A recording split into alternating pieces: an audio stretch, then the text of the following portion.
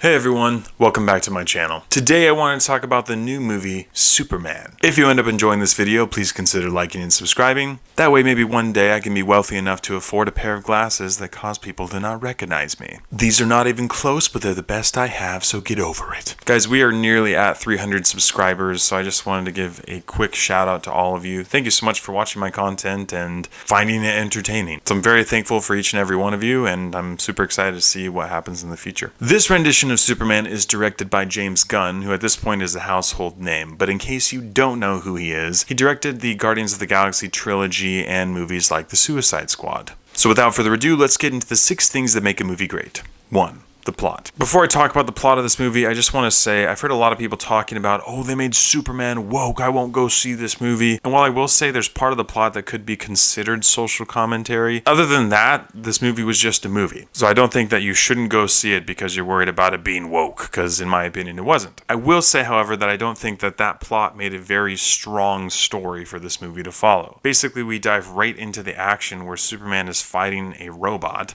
and the world already knows who Superman is. Superman is already dating Lois Lane. But what Superman did was he stepped in and protected a smaller country from a bigger country and caused an international conflict because the smaller country is not an ally of the US, but the bigger country that has a stronger military is an ally of the US. So Superman, because he's from America, just caused international conflict because of all that stuff. And so Lex Luthor decides to hop in on that and say, we need to capture Superman so he can't do this stuff and misrepresent the US and that kind of stuff. But the plot of this movie kind of jumps all over the place, and one of the hinging factors behind it is Lex Luthor's hatred for Superman. But this movie does not really dive into that at all. In fact, there's only one scene where you kind of hear Lex Luthor talk about his hatred of Superman, and it's not even made very clear why. And so there were a lot of plot moments that kind of just didn't feel very strong because the audience doesn't really know why Lex hates Superman so much. In my opinion, it made the plot a lot weaker when it already wasn't that strong of a story. So for me, plot gets a 50-50. 2 is family friendliness. Superman is rated PG-13. There's a mild to moderate bit of profanity, quite a bit of action and violence, including a couple graphic violent moments, a couple moments of sensuality, and a lot of perilous situations. But based on the content itself, I would still use your discretion when thinking about bringing your kids to this movie. So for me, family friendliness gets a 50-50. 3 is acting and script. All of the acting in this movie was pretty well done. I think there were some casting decisions that are going to have to grow on me, specifically Nicholas Hoult as Lex Luthor. Don't get me wrong, his acting was fine, but I will die on the hill that Mark Strong is and always should have been Lex Luthor, especially when DC was trying to be very dark and edgy. Nicholas Hoult is okay in this universe that James Gunn is building, but there's just still something about it that doesn't feel right to me. David Corenswet, I thought, was really good as Superman. Again, the way that his character is written is a lot different than other Superman renditions we've seen before. This is a Superman that cracks a lot of jokes and feels a lot more human than other versions. And I respect that James Gunn went that direction, and some people are not going to be happy about that. Rachel Brosnahan continues to be a fantastic actress, and I thought that she was great as Lois Lane. Nathan Fillion did not get nearly as much screen time as I wanted him to get. Skylar Gisondo was really funny as Jimmy, but the acting performance that stole the show for me was from Eddie Gathegi playing Mr. Terrific. Now, I've seen The Arrow and Legends of Tomorrow, and I was concerned by what I knew of Mr. Terrific and what might be in this movie. But Eddie did such an excellent job, and he was so deadpan and serious and intelligent and hilarious that he stole the show in every scene he was in. And I thought the script of this movie was pretty good. There wasn't just a bunch of empty mush filler conversation going on, and probably 75% of the humor landed pretty well. I do think that writing has a lot to do with why the story wasn't as good, but I thought the characters were written pretty well. So for me, acting and script get a thumbs up. 4 is character development. Now, like I mentioned, we dive straight into the action with Superman and kind of forego all of the character development about how he landed on Earth, his relationship with his parents, how he gets into a relationship with Lois Lane, how Lex Luthor ends up hating him, etc., etc., etc. And while that afforded this movie the opportunity to use most of its runtime to tell the story it wanted, it also kind of exposed some flaws in the movie. Now, sure, this movie briefly touches on Clark's relationship with his parents, and there's a very heartfelt moment that had me tearing up, but they're barely in the film. There's also the complete lack of character development of Lex Luthor, which I thought was a huge mistake, and it definitely weakened the story quite a bit. They do develop the relationship between Clark and Lois to a degree, and they also do a decent job of developing Superman and discovering why he's doing what he's doing as the movie continues. But there are a lot of characters in this movie, and I think that they just didn't pour enough character development into the ones that would have made a huge difference. And that becomes glaringly obvious as the movie continues. So for me, character development gets a 50-50. 5 is visuals and CGI. Now, when we first saw that leaked image of Superman flying through the air, I really thought this movie might be horrible. But then James Gunn addressed it and said, oh, we're going to deal with that. And he did by not doing anything. That scene is still very much so in the beginning of this movie, and it looks just as terrible as the original image was. But outside of that and a couple moments of mid CGI and a couple cheesy moments within the action sequences, I thought the visuals and action sequences of this movie were actually very entertaining. The CGI holds up for the most part, and there are a couple scenes of action that are very, very fun to watch. I do think that the real steel element of the action started to drag on me a little bit, but overall I found the visuals and CGI of this movie to be a huge part of why it was entertaining as it was. So for me, visuals and CGI get a thumbs up. And 6 is rewatchability. James Gunn's Superman is just over 2 hours long, and not only did I think it was a solid runtime for this movie, but it flew by. For the most part, I had a really fun time watching this movie. Were there things about it that could have been a lot better?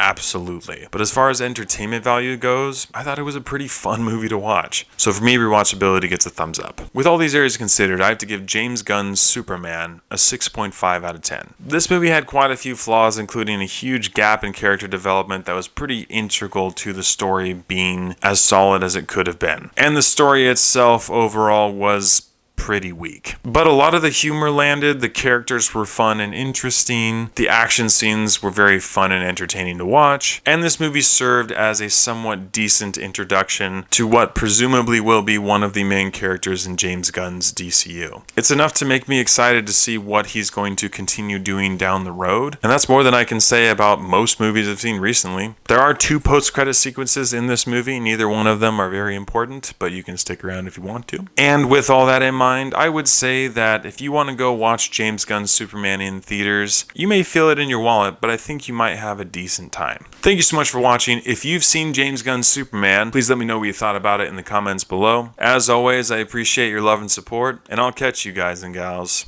in the next one.